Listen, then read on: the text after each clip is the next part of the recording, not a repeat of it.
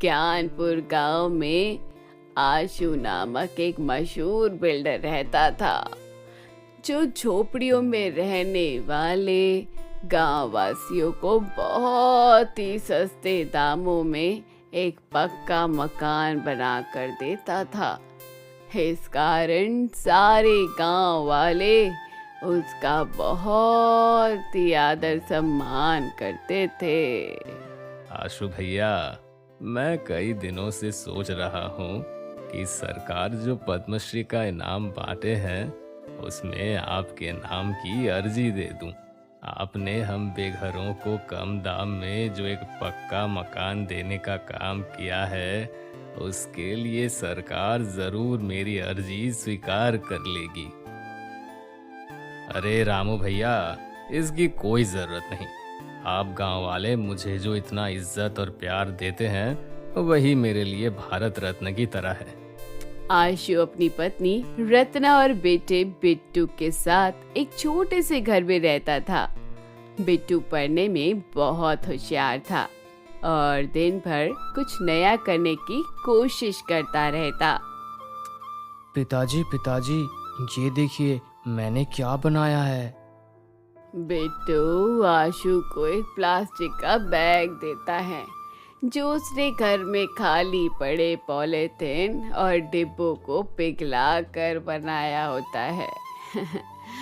शाबाश मेरे शेर, तुम जरूर बड़े होकर एक महान वैज्ञानिक बनोगे और मेरा नाम रोशन करोगे। मुझे तुम पर पूरा विश्वास है।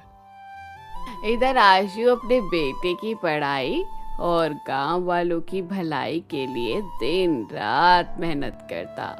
वही दूसरी ओर गांव का ही एक अन्य लालची बिल्डर रतन आशु को किसी भी तरह अपने रास्ते से हटाना चाहता था।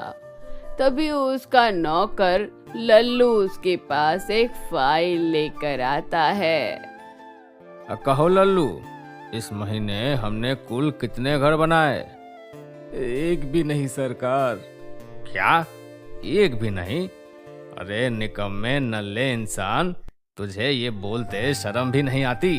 अगर ऐसे ही चलता रहा तो हमारा धंधा जल्द ही बंद हो जाएगा। इसमें हमारी गलती नहीं है सरकार।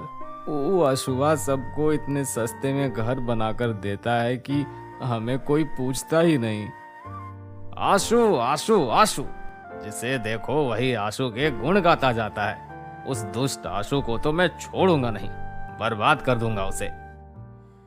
तभी रतन के दिमाग में आशु को बर्बाद करने का एक आइडिया आता है और वे लल्लू के कान में फुसफुसाता है।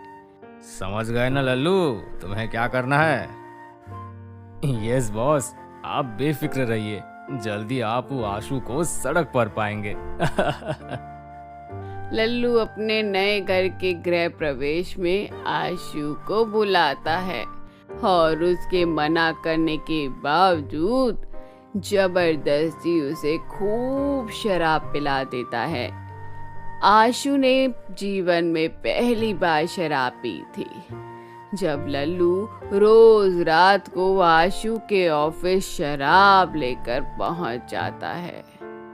अब देर रात तक आशु के साथ शराब पीता रहता है। सच कहूं लल्लू, अगर मेरे जीवन में तू मसीहा बनकर ना आता तो ये अमृतपान मैं कभी नहीं कर पाता रे। तेरा बहुत बहुत शुक्रिया दोस्त। आशु को शराब की भयंकर लत लग गई थी, इसलिए अब वह कोई भी काम नहीं करता और अपने बिल्डरी के काम से जो भी उसने पैसे जुटाए थे वह सब शराब में पी जाता है। अब आशु के पास खुद का घर भी नहीं था।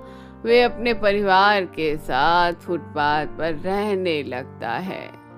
उसके बिट्टू बेटे को भी स्कूल की फीस न चुकाए जाने के कारण स्कूल से निकाल दिया जाता है। एक दिन उसकी पत्नी रत्ना बोली, ये आपको क्या हो गया जी? पहले तो आप ऐसे नहीं थे। न जाने किस राक्षस ने आपको यह लत लगा दी है।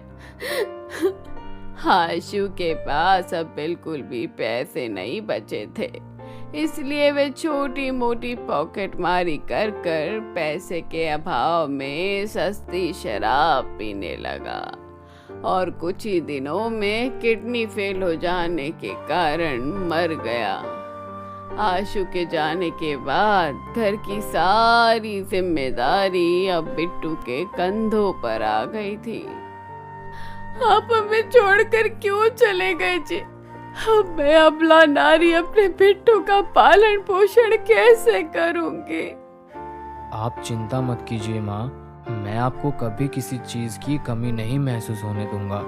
ये मेरा वादा है आपसे।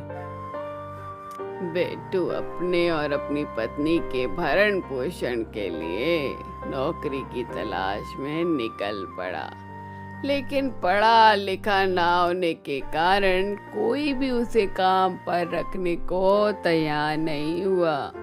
दूसरी ओर लालची बिल्डर रतन की खुशी का ठिकाना नहीं था। वह लल्लू के साथ खुशी से झूमने लगता है। पैसा ओ पैसा, नहीं कोई ऐसा जैसा ये पैसा, खरीदे ये सबको, मुझे ना डर अब किसी का, क्योंकि मेरे पास है ये पैसा। वाह सरकार, पहली बार आपके चेहरे पर इतनी खुशी देखी है। ये खुशी में हमरा कमीशन भूल न जाना सरकार। याद है ना, 50,000 देने का आपने वादा किया है हमसे। रतन अब सारे ज्ञानपुर गांव में इकलौता बिल्डर था।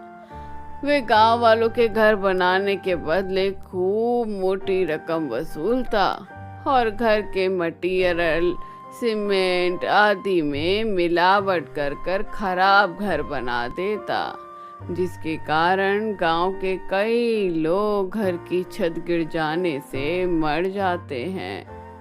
हे राम, मार दिया मेरे बेटे को इस दुष्ट ने।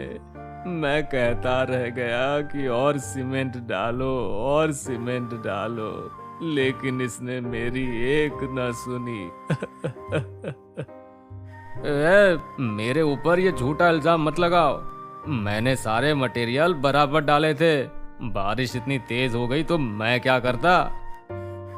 सारे गांव वासी चाहकर भी पुलिस से शिकायत नहीं कर सकते थे, क्योंकि रतन ने पुलिस को रिश्वत देकर अपने कब्जे में किया होता है। गांव में जोरदार बारिश होती है, जिससे गांव के सभी झोपड़ियों में से टप टप पानी निकलने लगता है। इस समय उनको आशु की बहुत याद आती है। अगर आशु होता तो सबके पास एक पक्का घर होता और सीलन, बीमारी, मक्खियों से वे सब बचे रहते। अरे आशु भैया, काहे हमें इतनी जल्दी छोड़कर चले गए भैया। अब हमरे गांव को इस झुग्गी झोपड़ी से कौन मुक्ति दिलाएगा। आशु के बेटे बिट्टू के घास फूस की बड़ी झोपड़ी का भी यही हाल था। बिट्टू अब कहीं भी नौकरी न मिलने के कारण कूड़ा करकट बीन उसे एक रिसाइकलिंग कंपनी को बेच देता है और उससे जो भी पैसे मिलते उसी से अपना घर और अपनी माँ का जैसे तैसे गुजारा करता। एक दिन कूड़ा बीनते वक्त उसकी नजर एक अखबार पर पड़ गई, जिसमें कूड़े से सड़क बनाने की खबर छिपी हुई थी। बिट्टू के अंदर का वैज्ञानिक अचानक से जाग उठा और उसे एक आइडिया आया। वह खुशी से उछल पड़ा। वाह, क्या बात है मेरी आंखें, पहली बार तेरी नजर सही जगह पड़ी है। जब इस कूड़े से सड़क बन सकता है तो घर क्यों नहीं। अब से मैं दिन रात मेहनत करूंगा और अपने गांव को झुग्गी झोपड़ियों से मुक्त कर अपने पिता का अधूरा सपना पूरा करूंगा। ये मेरा खुद से वादा है।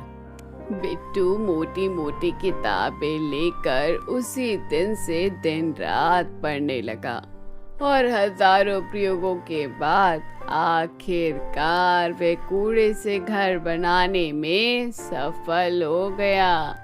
सारे गांव में हड़कंप मच गया। देश विदेश में बिट्टू के कूड़े से बने जादुई कूड़ा घर की चर्चा होने लगी। एक बार भारत के प्रधानमंत्री ने बिट्टू को अपने ऑफिस बुलाया और बिट्टू से कुछ मांगने को कहा। मुझे एक ईमानदार पुलिस ऑफिसर चाहिए प्रधानमंत्री जी, जो मेरे गांव को रतन सिंह जैसे दुष्ट बिल्डरों से आजाद कर सके। सरकार ने बिट्टू की बात मान ली और रविका नाम के एक ईमानदार पुलिस ऑफिसर की ज्ञानपुर गांव में पोस्टिंग कर दी।